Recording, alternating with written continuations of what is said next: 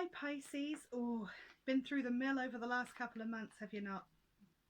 Here's your little look at July, and here's hoping it's a bit better than we've had.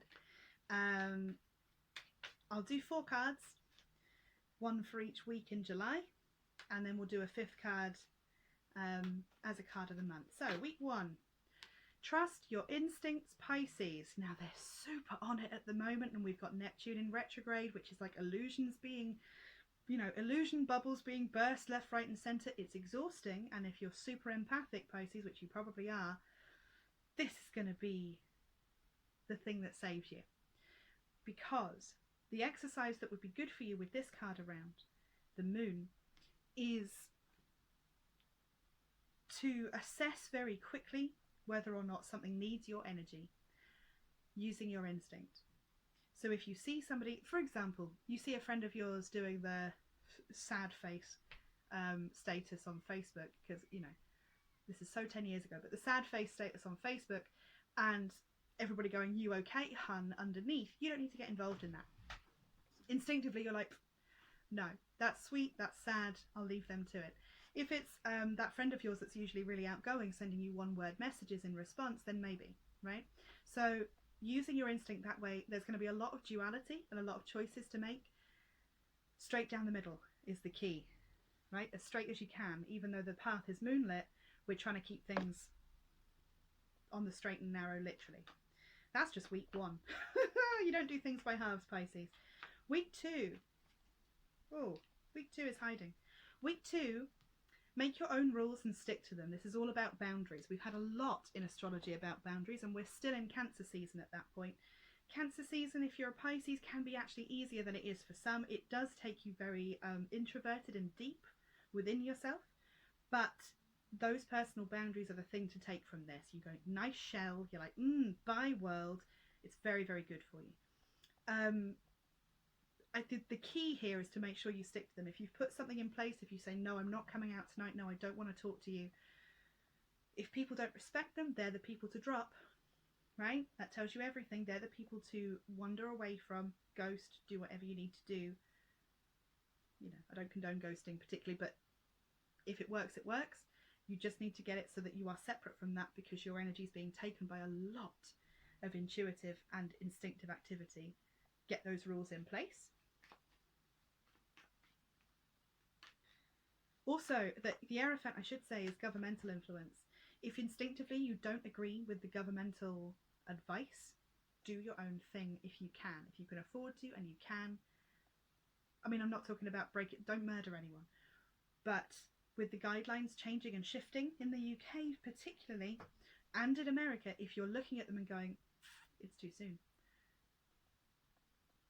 steer clear. Do your own thing. Stay back. Boundaries.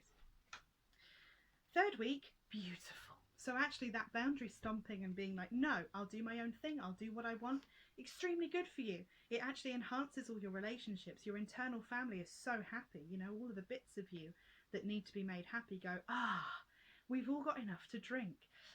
It's also, the rainbow drew my eye this time. I'm an intuitive tarot reader, so it has to be what really strikes me. And that big old rainbow there going like, actually good things, some hope after a storm, right? Some joy after a time of great sadness. And I think as well, moving into Leo season puts a bit of fire under everyone's ass. So we all get a bit more, I can do stuff again. I can be present. I can connect with people. And that's going to be really important. These two are holding hands through a cup. It's a really intimate thing, but it's also that connecting emotion for you. It's going to be really useful. 4th week in July. Yeah. Nice. Assessing your energetic exchanges. This is you looking back at the hard work you've put into relationships and into your own work and into all of that stuff and going, did I get what I deserved for that amount of work?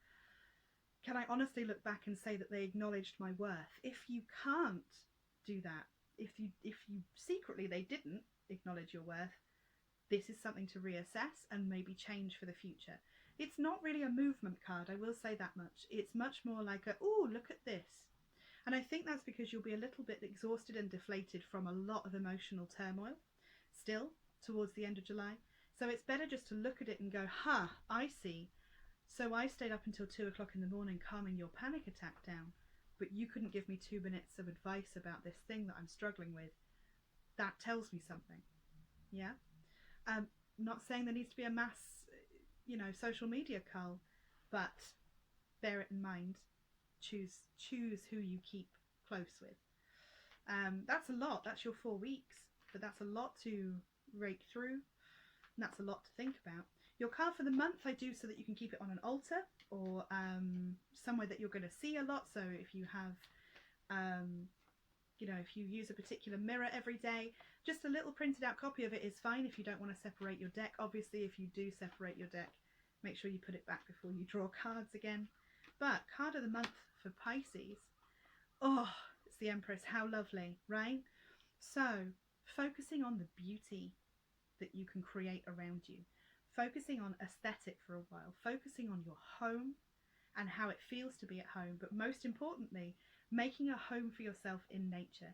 If you can get outside, get out, right? If you can get out there and be alone in a natural environment and just soak up some of that, some of the greens and blues, and it's about colours for you as well. Really, really go for it because it's for you. It's now. It will suit you to the ground. You'll feel so much better for it. Get the Empress somewhere you can see it and get on it, right? I'm very excited that that card came out last. This is a nice version of the Empress. There's some other really beautiful ones out there. Shop around, Google it. It's going to be good for you. All right. Good luck. If this massively resonated for you and you want to let everyone know, let me know down in the comments underneath this video or wherever you found this.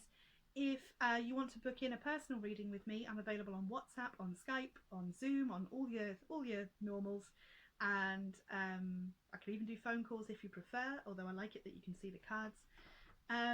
If you want to book in yourself, you can do so via my website at amberleyalchemy.co.uk. I'll put the link underneath, or just direct message me on any social media. It's good. That's good. I'm pleased for you. Good luck out there. Be gentle with yourselves, but get those boundaries sorted. All right? Bye.